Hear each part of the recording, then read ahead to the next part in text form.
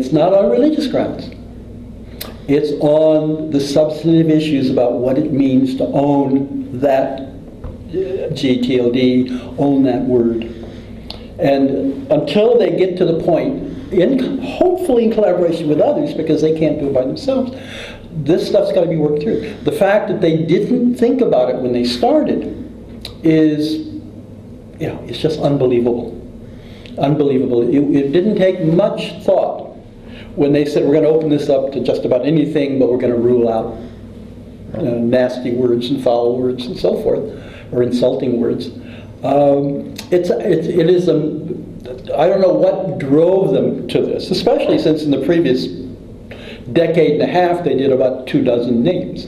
Right, and of those 24 names, not a whole lot of them have succeeded. No. You have a handful. You have .com, .org, .net, and then you have .travel and .name, .pro that most people haven't heard of. .int, right. And so you would think, well, based on this wonderful market intelligence of these other dozen not working, well, let's expand it by this much. What motivated them to do it the way they did it is probably a history that will never get written, because the people on the inside probably will, Don't you think this was just a matter of the people that are in the business of buying and selling domains and creating as much volume and as much tonnage as possible basically had the reins?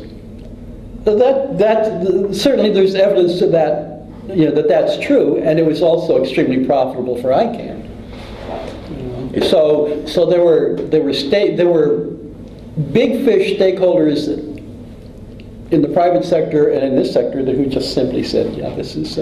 There's one of them, not to besmirch them, but one of the new top-level domains has been issued, and I wish them well, because what I'm about to say isn't flattering, is .CEO. People, and for it to work, they have to open it up to a whole lot of people. And when I met with them, I said, you've got a risk here, and that's that people are going to look at .CEO and treat it the way the auto buying public treated the Edsel. It was supposed to be for the successful businessman, and instead it was for the incompetent trying to overreach their image. Sort of like .cool, if you have to put your name under .cool. Yeah, but somebody will come along with something branded called cool and pick it up for a penny. And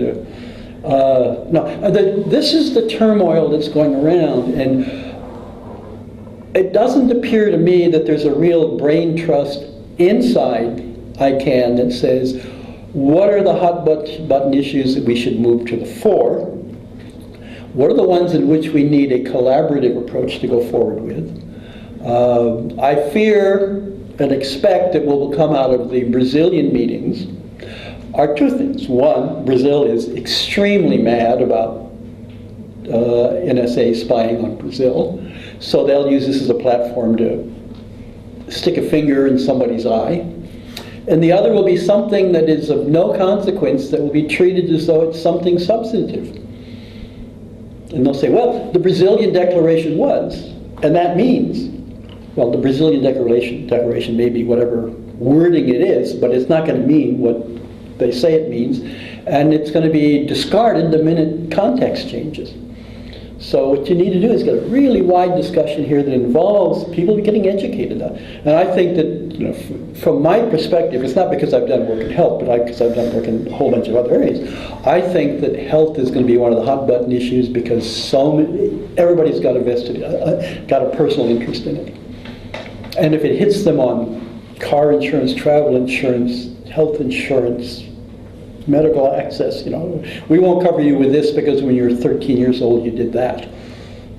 So there's where I think that's going to be one of the flashpoints. A lot of people worry about similar things in finance, and there are big ones in finance, but if you haven't got any money, you're not worried about interest rates on car loans, you don't have any money, but you still have your health. Cool. Okay, last word. What's your thought on Bitcoin?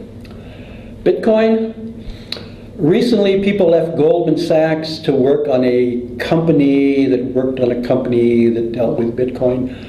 I get a lot of flack from the Bitcoin people because I say it's a fiat money. They go, no, it's not a fiat money because it wasn't created by a government. So I expect that the smart players will, every time they make $1, they'll take 50 cents away and put the other 50 cents back in. They'll do that kind of gamble. It's a massive gamble. It's about to be hit by competitors. And I don't think any of them will survive in the long run. There's a scope for digital money and digital transactions and so forth, but it will end up being either commodity-based or some kind of collaborative fiat money. So you would tend to go along with people that think it's a bit of a pyramid scheme, that the people that got in quickly have made some good money and a lot of people that come in late will not. Yeah, and if you get in and out, you can even play the game now if you're like, you know, if it's, you can make money on any kind of volatility. You can be volatility on pork bellies or coffee or Bitcoin, but you can lose your shirt. And the thing with Bitcoin is when it goes to the floor, you can't take it home and eat it. It's just gone. But and the other thing about it is that its supporters, for the most part, are two groups: true believers, which is a very bad basis for making material decisions, and those who are saying, we're going to make money off of the Bitcoin process, but we're not going to hold Bitcoins. So I suspect a lot of these places that are saying, you can pay us in Bitcoins, the minute you pay them in Bitcoins, they sell it. And the other one is what people aren't looking at here is the phenomenal physical movements of the main other currency commodity, that's gold. The Chinese are buying up physical gold. Both private Chinese in China, which are allowed to own it now because they don't have pensions. They don't, how are you going to provide for your old age? Buy and hide gold. But the Chinese financial system and government are buying. If you look at the figures on how much gold they're buying this year compared to last year and the year before that, it's one of those hockey graphs. And so it's both gold, Bitcoin. I expect there'll be a point at which it goes sideways and then down. For reasons that have to do with what makes money. Whether it's a digital money or not, there are still basic properties that make money. It's a unit of count, it's a unit of storage, it's a unit of transaction.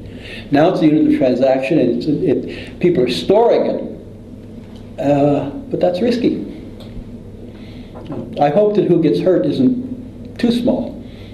If the big people get hurt, fine.